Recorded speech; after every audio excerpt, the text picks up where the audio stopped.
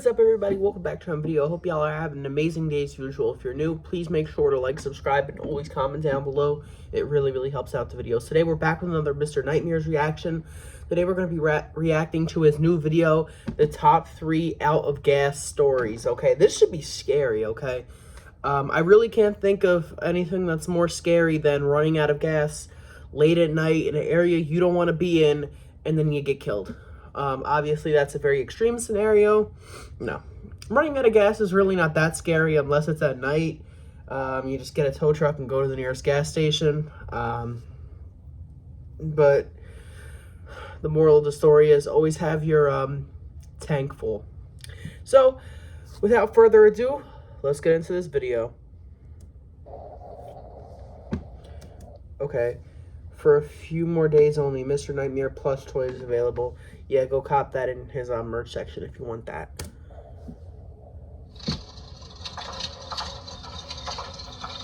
Out of gas horror stories. Let's do it. This happened way back in 2005. I was 18. I was living in Uvalde, Texas, a very low-income neighborhood. That is the place where they had the elementary school mass shooting about 2 years ago. Oh, it was last year. Really depressing. You'll find sprawled out all over the place in rural Texas when you're not right outside of a city.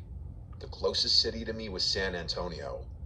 I was going to some local community college because that's all my parents could afford for me. One of my best friends from high school, Andrew, moved to San Antonio to go to San Antonio College. He was living in some small apartment a little outside of the city with a roommate. His girlfriend would also often stay with him. Since the city's only really an hour and a half away, I would visit him all the time. He invited me this one weekend to come crash for the night, so I took my trusty old 1995 Toyota pickup truck. Nah, just kidding. The thing was Toyotas are not... Toyotas are actually not that bad. I mean, this is an old Toyota, but Toyotas really are built to last forever, so it's not like a Dodge or a Jeep, or even worse, like a Range Rover. Range Rovers fall apart like that. Age didn't even work on it.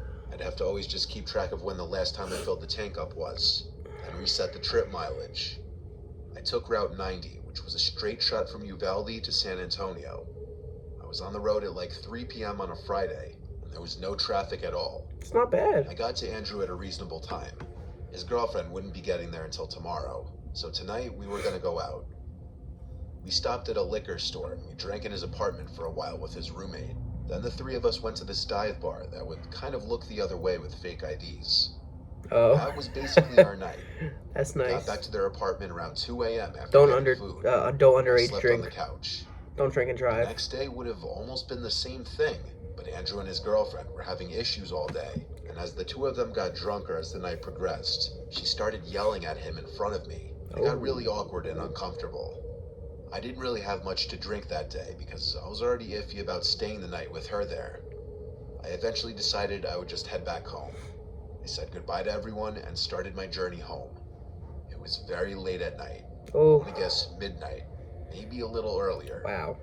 Route 90 was deserted at this time, so I would fly for my pickup standards. But suddenly the engine started sputtering. I felt my heart completely drop as I realized I forgot to fill up the tank. I slowed down, but it was too late. The engine cut. I pulled to the side of the road and tried starting it a few times, but it did no good. I took out my cell phone, which was equally as shitty as my truck. I tried to get a signal. No shot. I couldn't even call for help. I had to just put my hazards on and hope a good Samaritan would pass. You wouldn't believe how long I sat on the side of the road before seeing headlights. Wow. I waved my arms as the car approached, but it zoomed past me, ignoring me. This happened again. How do people do that? I think those are probably just scared people who don't want to take a chance, which, you know, is probably not the worst thing, but, you know. I thought people down in Texas were all hospitality-like and helping each other when their cars break down. I guess not. Again, after another 10 minutes or so, I was starting to feel hopeless. Like maybe I should just sleep in my car and wait till sunrise to get help. That's scary. So that's what I was gonna do. I got inside my car, took the key out of the ignition to cut the battery, and and just angled my seat back to go to sleep. I would hear the occasional car zooming past like once every 10 minutes, but it didn't feel worth waving people down in the dark. It seemed sketchy for myself and to the people in the cars, but when I was starting to actually drift away to sleep, a car door closing from behind me woke me up. Oh. I looked in the rearview mirror and saw a car pulled up behind me with its headlights off. I turned around now to get a better look. There was some big pickup truck, but I couldn't see anyone inside of it. Nor did I see anyone outside of it. Maybe someone pulled over to help. I got out of the car and said, "Excuse me," to no response. I walked closer to the truck just to confirm no one was inside. Then I walked back to my car. This was weird. That's really weird. I looked towards the trees on the side of the road. Maybe someone was pissing in the woods. I went back inside of my car and locked the door. This was just too weird. Suddenly there was a tap at my window. Oh my god. I jumped. I looked to see a man looking down at me into the car, smiling. I didn't do anything yet. He said, "Hey buddy, you need a hand?" I lowered the window a crack. Why's he gotta say it like "Hey, that? I ran out of gas." The man said, "That's quite the predicament. Step out and give me a hand with this real quick." When he said this, I thought he meant What the hell are help him you with a talking gas about? jug to fill up my tank or something, honestly. And so I stepped out of the truck and shut the door, expecting him to lead me to his truck. But he stood there, looked down at me because he was much taller, still smiling, and said, "I need you to empty your pockets, please." It took me a second to process what he meant. I was literally a broke college student driving a piece of shit pickup truck. That I sucks. wasn't about to get robbed of the only cash I had and my phone. I ran for it in the direction of the trees. I'm small but fast. I turned around and saw he was chasing after me. Once I made it into the trees, I zigzagged all over the place until I seemed to lose him. Then I crouched behind a big tree to catch my breath. When I heard him approaching closer, I quieted my breath. I heard him say out loud, "I'll kill you, you piece of shit." I don't know if he was just saying it out loud out of anger, or if he wanted me to hear it, but I was too scared to move. Even after I heard his footsteps moving away, I didn't move. In fact, I stayed in this position the rest of the night, eventually laying behind this big tree up until dawn. I went back over to the highway to my truck, and the truck behind me was gone, but my truck's doors were both open. I found that my glove box had been gone through and completely emptied of anything somewhat valuable. Oh wow. My flannel hoodie was also taken, which had something in the pocket, I'm sure. I finally managed to wave down a good Samaritan, and he gave me a ride to the closest gas station. I bought a fuel can, filled it with gas. The man brought me back to my car, where I filled my tank just enough to drive the truck to a gas station to fill up completely. Then I went straight home. This was a real-life learning experience for me, that there are bad people out there who will try to take advantage of you when you're in a vulnerable spot. But there are also good people, like the man who helped me. This is why, especially when you're in rural areas, you really got to fill up with gas. Now, I know this really doesn't apply on the East Coast, but there are locations out west where, I think in Utah, on I-80, there are not any gas stations for 163 miles, I believe, on I-80. So basically, from once you leave Wyoming until you get to Salt Lake City, Utah, there are no gas stations on that stretch of interstate. I mean, talk about scary. You really got to fill up before you hit up Utah or any really, really empty state for that matter.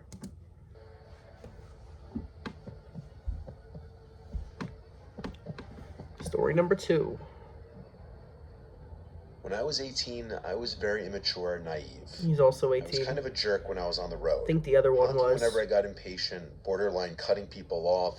Looking back now, it was very stupid. I hate If ever have drivers kids, like I'll that. be that much more strict with them as far as their driving.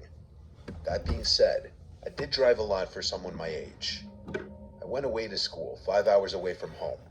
No matter what day of the week, traffic always gets atrocious the closer I get to home. So during breaks, I'll drive home at night to avoid this. It goes from a 4 to 5 hour drive down to a 3-hour drive. It was the beginning of winter break, as the fall semester just ended. All my friends left for home on the same day. I just waited till later on in the night to head out, because there's nothing I hate more than traffic. I used to drive a Mazda 3 that I would beat the ever-living crap out of, and admittedly, I used to be known for driving my car to a near-empty tank consistently. People would comment on it whenever they'd be in the car with me, and I'd always assure them that the car would still have at least 30 miles to go even after the needle would hit E. Bruh. I found out the night I was driving home from school that I was wrong. I was only like an hour into my drive on the interstate. The needle was on E, and I was pushing my luck, waiting for a gas station sign instead of looking up the nearest one on the map. The car started making these weird sounds suddenly and jolting, and that's when I realized I may have actually run the tank empty this time. I got off the first exit ramp and hoped it would lead right to a gas station. This exit was dark though, with no street lights. There was just woods on either side. I was scared to slow down and lose my speed because I didn't know if I'd have enough gas to find a gas station. I blew through the stop sign at the end of the ramp and made a sharp, fast turn on the intersecting road, which was another dark people road. like this deserve to have their license revoked, okay? You won't believe the amount of drivers like this we got in New Jersey. And we also got a lot of slow ones, too. It's like, nobody in the state knows how to drive. Hell, New York is even worse. New Yorkers are twice as slow as we are, and they just do not know how to drive. The Northeast, horrible drivers, man. I was screwed. The car eventually came to a stop, and the engine died. Things only got worse when I took out my phone and saw I had no bars. I have T-Mobile, which is the worst possible reception anywhere far from a major city. Yeah, I can tried relate. calling 911. I got T-Mobile. I was stupid and thought that 911 works even without reception. Of course. Usually it does. Well, sometimes it does. If your phone says SOS, that means you can call 911, but sometimes there's times where you have absolutely no service either. Because I didn't know what to do. I turned on my hazard lights and just waited for someone to pass by. It was a long time before I saw headlights approaching. When I did, I flashed my headlights at them. They passed me, made a U-turn, then pulled up on the grass behind me. Okay. I didn't know who was getting out of that car, though. I was an 18-year-old defenseless girl.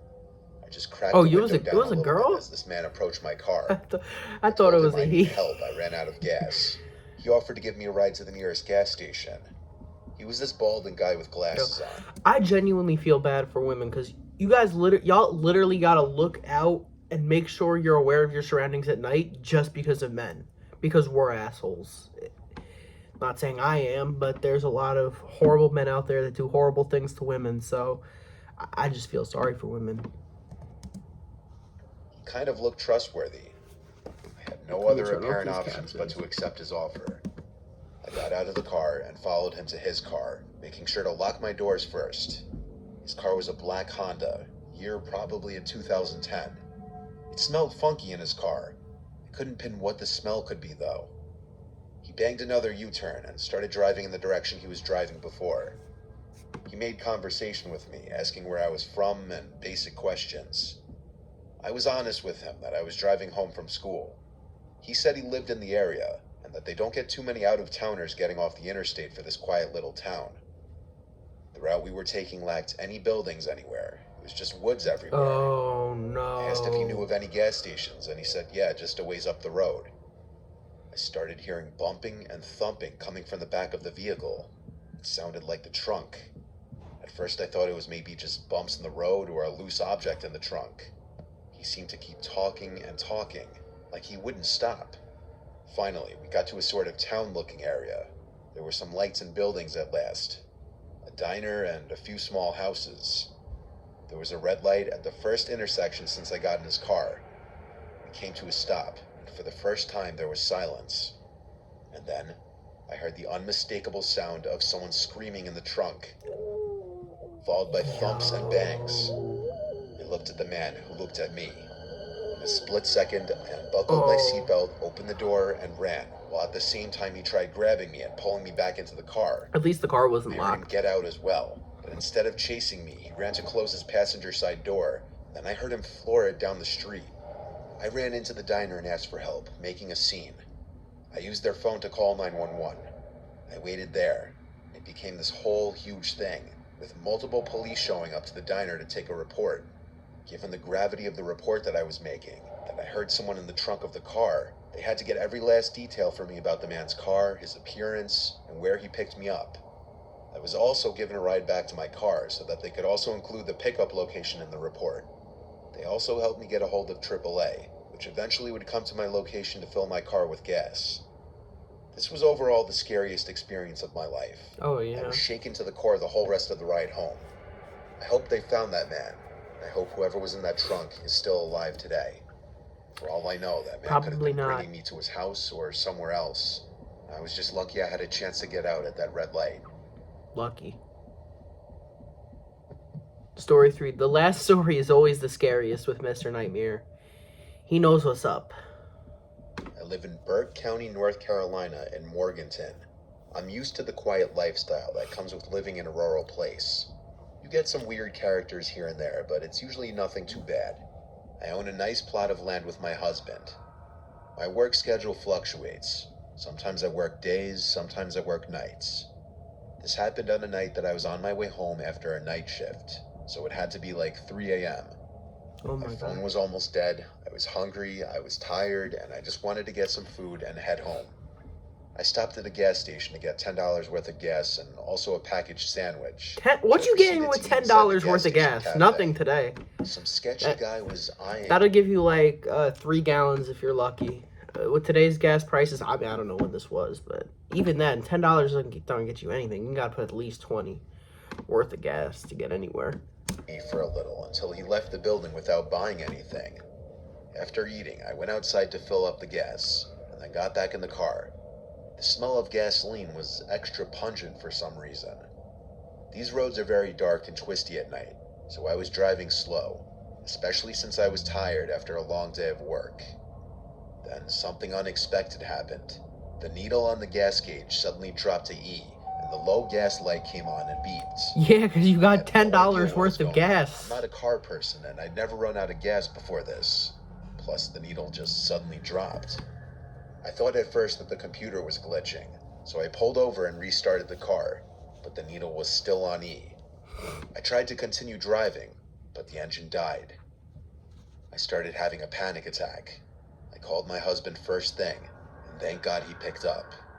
I asked him how did my car run out of gas after I just filled up.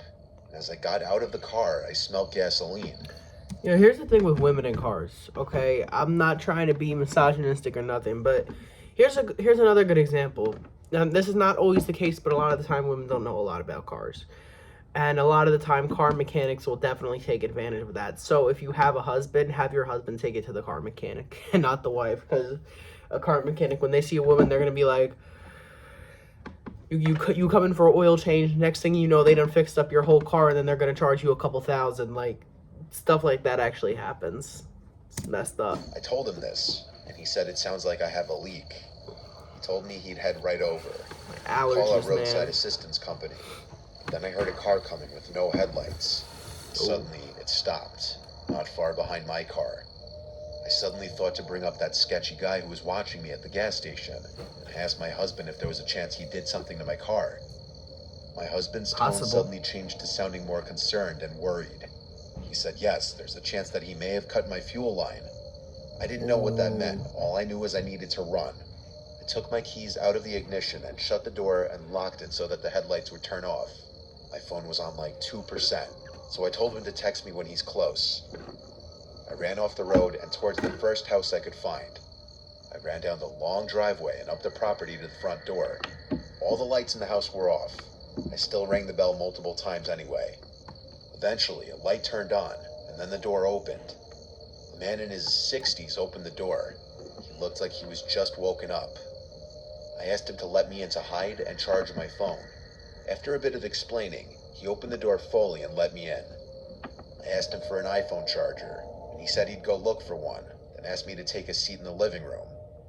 I sat down, still in my nurse scrubs, feeling a mix of emotions. Oh, that person's nice. The Letting man you into called their out from the house. kitchen asking me if I wanted some water. I said yes, please.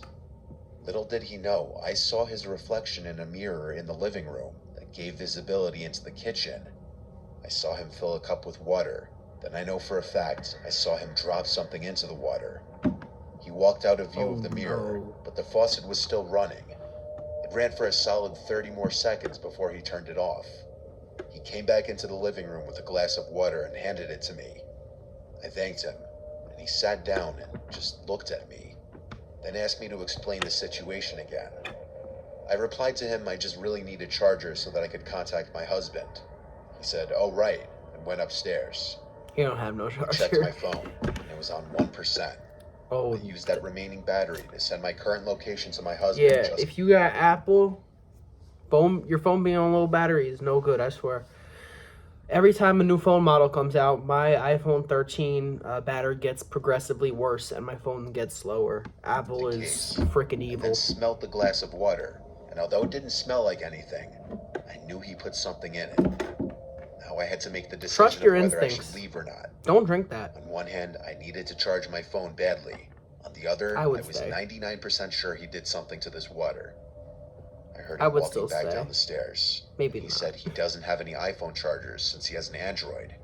After he said this, I got up and walked straight for the door. I'm not an idiot. Once outside, I ran back down the Yeah, driveway now to would the be a road. good time to leave. I felt like throwing up. I couldn't believe 2 separate potential incidents from 2 different men happened in one night. I crept along the side Maybe of you're the road just behind the paranoid. trees. I took Maybe out he my never phone put and anything set in the my drink. updated location. And right around now was when my battery died. I waited for until I saw familiar headlights of my husband's And then truck. when your phone dies, that's when the crazy person's gonna. That's when the like crazy killer's gonna come up to you, right? I went out waving my arms, and thank God it was him. I got inside the truck and let all my emotions out, crying to him about what I just went through. Okay. He brought us to my car, and there was no longer a car behind mine. My back window was shattered, though, Oh, and it appeared someone damn. had gotten into the back seat. But nothing of high Ooh. value was left in my car to steal anyway. That's My car aggravating. battery was also now dead. And I told my husband about the man who tried to potentially roofie me. He was so furious he wanted to go break down his door, but I told him no. Let's just wait for the tow truck to come. We waited quite a while before it came. My car was towed to my dealership, where they would take the car in the next day. My husband was right. My car was vandalized and the fuel line was cut completely. Thank God I was off the next few days because I needed some time to mentally recover from this night. The idea that twice in one night I was almost a victim of some sketchy men, I just couldn't get over. Yo, that's crazy. I guess the moral of the story is just be very careful when you're riding at night. You know what I mean? There's just a lot going on. Make sure you have a full tank of gas. Make sure your phone is charged because it seems like a lot of these stories had dead phones in them or a lack of cell phone service. So that's going to be for today's video. Hope you guys enjoyed this reaction. Go subscribe to Mr. Nightmare. His stories are incredible. He finds stories from all over, probably on Reddit, maybe some other websites, and he puts them together. And I think that that's just really cool. He has like this perfect, this just like scary voice that puts you in that mood, you know what I mean? Like that kind of like scary vibe. So definitely go check out Mr. Nightmare. That's going to be for today's video. Make sure to like, subscribe, and God bless to all you guys.